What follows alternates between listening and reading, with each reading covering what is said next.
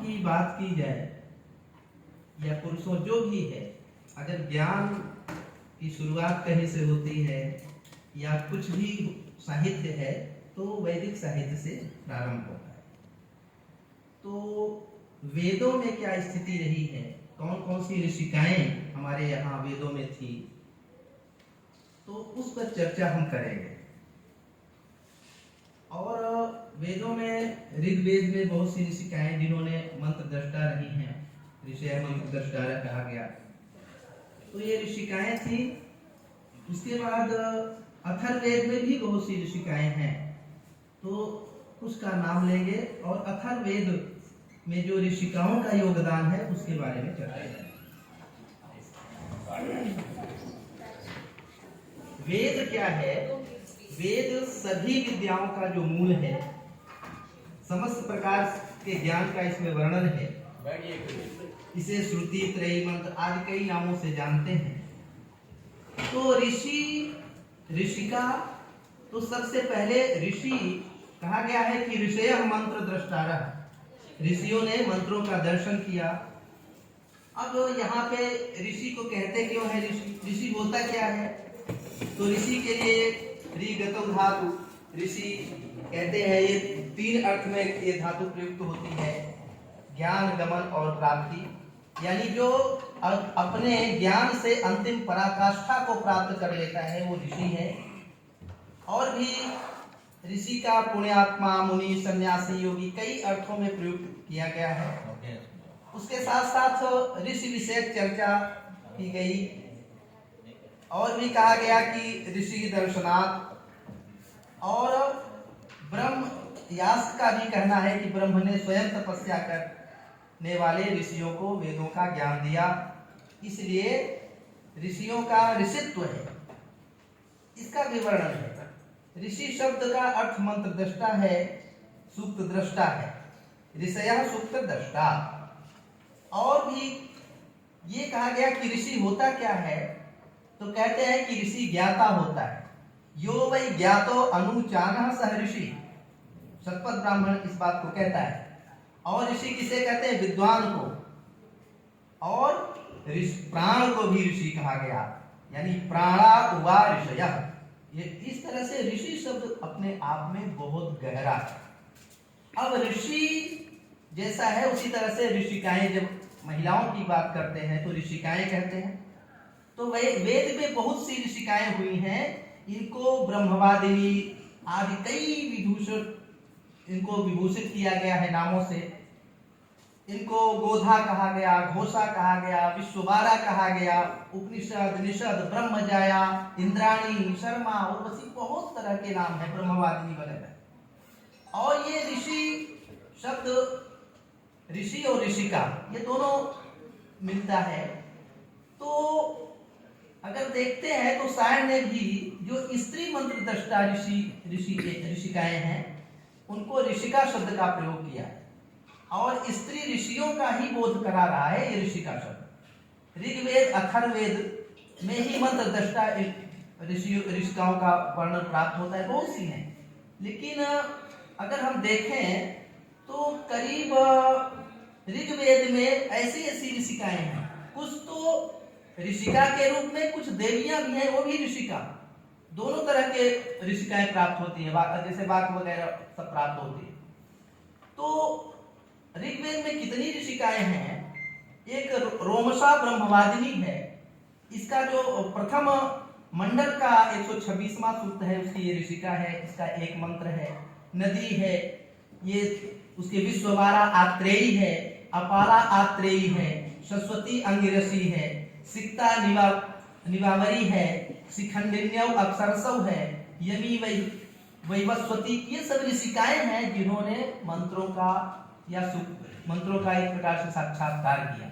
उसके अलावा भी ऋग्वेद में और है, जैसे वसुक्र पत्नी है, घोषा काक्षीवती है, अगस्त्य वत्सा है, अदिति है, सूर्या सावित्री है, इंद्राणी, उर्वशी, दक्षिणा प्राजपत्या, शर्वादेव, शूनी, जूहू, ब्रह्मजाया, वाक, अम्बिनी वगैरह। इस तरह से ये सब ऋषिकाएं हैं जिन्होंने वैदिक मंत्रों का एक प्रकार से साक्षात्कार किया। ये मंत्र दृष्टा सब ऋषिकाएं हैं।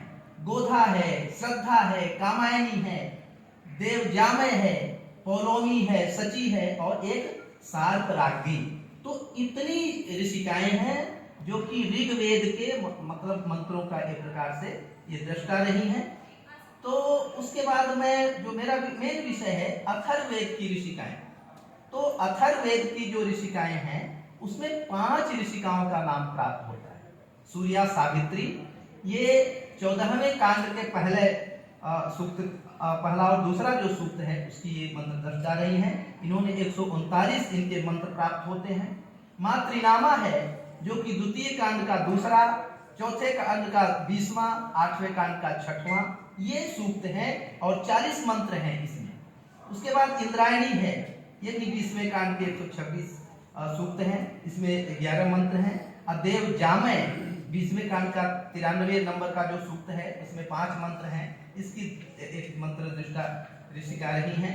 सार्पराग्नि ये जो है 20वें कांड के 48वें सूक्त के मंत्र की दृष्टा रही हैं, इसमें 3 मंत्र हैं। तो इस तरह से 5 ऋषिकाएं प्राप्त होती हैं जो कि अथर्ववेद के मंत्रों की दृष्टा रही हैं। अथर्ववेद में अब यही 5 का सामान्य परिचय, कितना बड़ा योगदान है। और ये हम कहें कि सिर्फ यही 5 प्राप्त होती हैं, इतनी ही थी या इतनी ही ऋषिकाएं, ऐसा नहीं है। क्योंकि वेद का जो संकलन किया गया ये आवश्यक नहीं है कि इतने ही मंत्र रहे हों, इतने ही ऋषि रहे हों, इतने ही सूक्त रहे हों। क्योंकि जब सब जगह फैला हुआ था उसका जब संकलन का काम हुआ, इसीलिए संहिता की गई। तो जितना डाटा हमारे पास उपलब्ध रहा होगा उस समय, जो जितना डाटा था, जितना उपस्थित थे, वही उन्हीं का तो संकलन किया जाएगा। लेकिन जब हमारे यहाँ 21 शाखाएं ऋग्वेद की थी, यजुर्वेद की 101 शाखाएं थी, सामवेद की 1000 शाखाएं थी, अथर्ववेद की 9 शाखाएं थी, बाकी जब इतने कम प्राप्त होते हैं तो बाकी कहाँ गए? तो इस तरह से हम ये नहीं कह सकते कि सिर्फ इतना ही लिमिट था। आज भी अगर हमारे साहित्य, वैदिक साहित्य की बात करते हैं तो 20%, 25% ही हमारे पास उपलब्ध है, बाकी 80% लगभग विलुप्त है। लेकिन फिर भी हम पूरे विश्व में आज भी इसके जैसा समृद्ध साहित्य कहीं भी नहीं है, किसी भी भाषा में नहीं है। तो हम जब 100% रहे होंगे तो हमारी स्थिति क्या रही होगी, अगर उसकी हम कल्पना करें तो ये बहुत बड़ी बात है। आज अगर हम देखते हैं अष्टांग योग, यम, नियमासन, प्राणायाम, प्रत्याहार, धारणा, ध्यान, समाधि, उसका अष्टांग योग ही पूरे विश्व में तहलका मचा दिया। तो ये अगर अपने संस्कृत वाङ्मय की बात करें तो ये अष्टांग योग कहाँ ठहरेगा?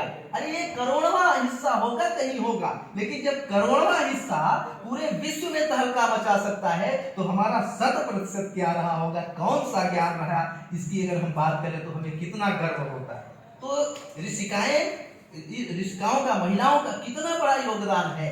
तो अब देखिए, इसके द्वारा अगर हम अथर्ववेद की बात करेंगे तो उसमें इनका सामान्य परिचय देखें तो इनका जो 5 है उसमें एक है सूर्या सावित्री। अब ये सूर्या सावित्री ये 14वें कांड के 2 सूक्त हैं, पहला दूसरा उपलब्ध होता है। और इन दोनों सूक्तों के मंत्र दृष्टा ऋषिका जो है सूर्या सावित्री है। यह ऋषिका ऋग्वेद के 10वें मंडल के 85वां जो सूक्त है उसकी भी ये ऋषिका है। तो इस तरह से इसका जो विनियोग है सायण ने इसका विवाह के लिए किया है। और भी कहा गया है सूर्या सावित्री है कौन, तो कहते हैं कि यह सविता की पुत्री बताई गई है, इसीलिए सूर्या नाम ऋषिका सवित्र सुता, इस तरह का इसमें वर्णन प्राप्त होता है। सायण ने भी इसमें सूर्या सावित्री को सविता की पुत्री माना है। उसके बाद सूर्या सावित्री ऋषिका स्वयं देवता भी है।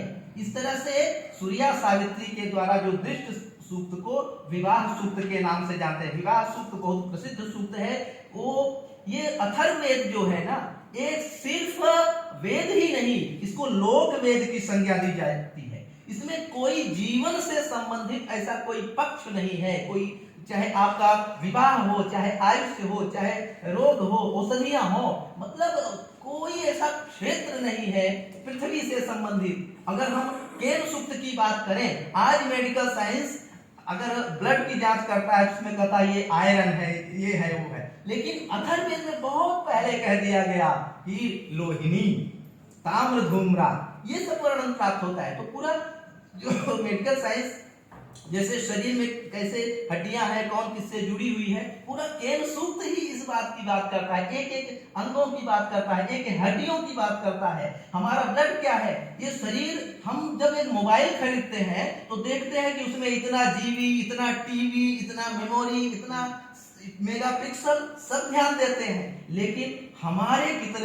अंदर कितनी जीबी है, हमारे अंदर कितनी टीबी है, हमारे अंदर कितना मेगापिक्सल है, हमारे अंदर कितनी क्षमता है, इस पर हम ध्यान नहीं देते। तो विशिष्ट है, यह कहा गया है कि यत पिंडे तक ब्रह्मांडे, पूरे संपूर्ण इसी पिंड में सब कुछ उपलब्ध है। अष्टाचक्रा नवद्वारा भी कहा गया, हमारे अंदर ही 8 चक्र हैं, 9 द्वार हैं, और ये ही अपने आप में देवताओं का खजाना है, ये शरीर है। मतलब अद्भुत बात कही गई।